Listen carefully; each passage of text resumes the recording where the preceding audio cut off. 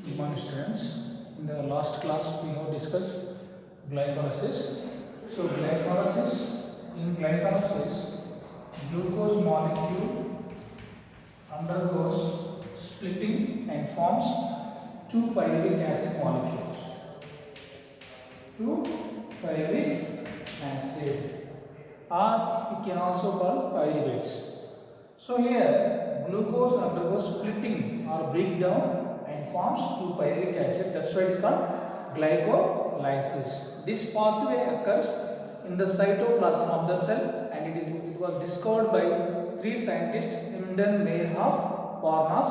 So that's why it is called EMP pathway. EMP pathway. So here we will discuss how many ATP formation occurs. Total, how many ATP formation occurs?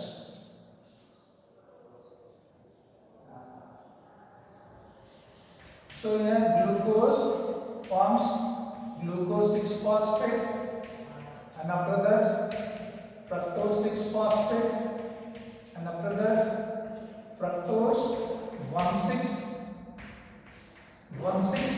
bisphosphate. This fructose 1,6 bisphosphate undergoes splitting by aldolase enzyme and forms glyceraldehyde 3-phosphate, and here also DHAP, dihydroxy acetone phosphate. Finally, this DHAP converts to glyceraldehyde 3-phosphate by isomerase enzyme. Now this glyceraldehyde 3-phosphate, there are two molecules of glyceraldehyde 3-phosphate. Now this glyceraldehyde 3-phosphate converts to 1,3-bisphosphoglyceric acid.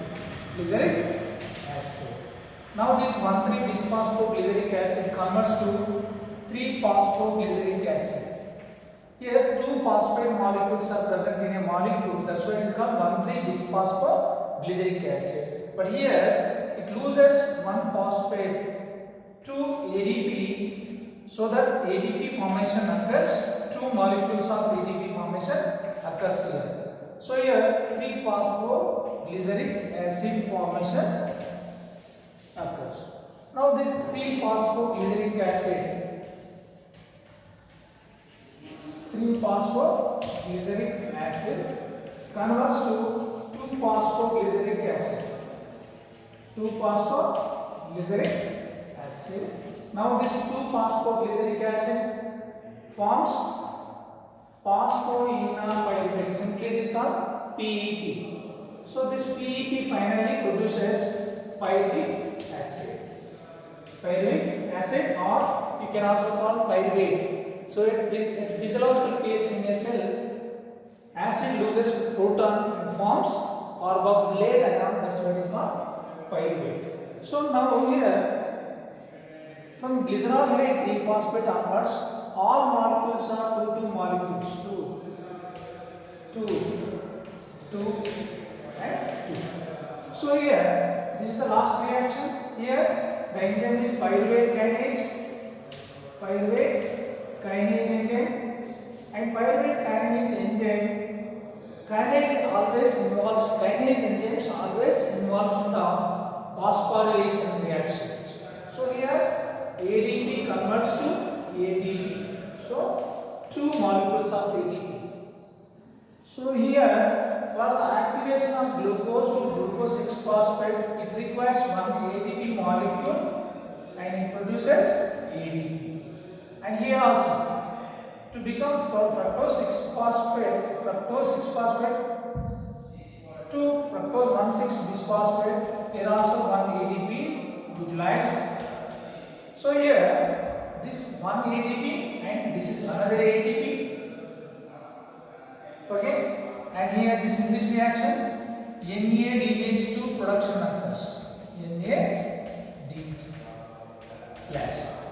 So if you calculate the amount of ATP utilized and produced in glycolysis, just see the reactions where ATP produced. Here in the first reaction and third reaction, these are energy consuming reactions. Why? Because here ATP is utilized. Okay, hope you understood. Now if you go further, here at this reaction, when 1,3-bisphosphoglyceric acid converts to 3-phosphoglyceric acid, it forms 2 ATP molecule here, and in the last reaction of glycolysis, here also 2 ATP molecules are formed. So 4 ATP molecules formation occurs. In that, 2 ATP molecules are utilized. So minus 2 ATP.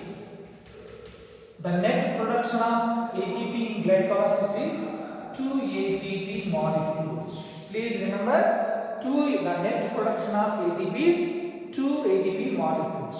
But here you can see NADH2, when it undergoes oxidation through electron transport chain and oxidative phosphorylation, so it gives 2 ATP molecules.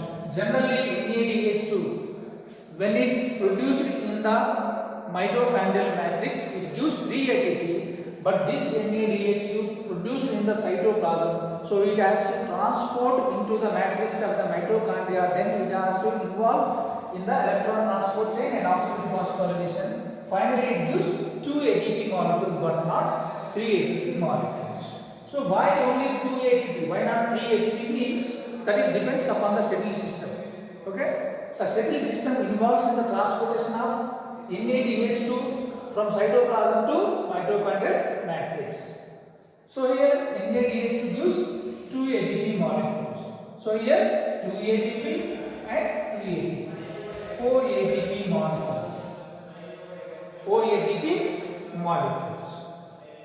But if you calculate only ATP, the net production of ATP is 2 ATPs. But if you consider NADH2 also, then the amount of ATPs is 4 ATPs. Why? Because NADH2 gives 2 ATP molecules and the net production of ATP, 2 ATPs. 2 plus 2, 4 ATPs. But what is the gross production of ATP? Gross production of ATP. So here, gross means without the deduction of consumed ATPs. So here 2 ATPs, 4 ATPs, and NADH2 gives 2 more ATPs. 2 plus 2 plus 2 plus. So 6 ATP molecules. So 6 ATP molecule formation occurs. So this is the ATP production in glycolysis. Hope you understood. Okay. Thank you.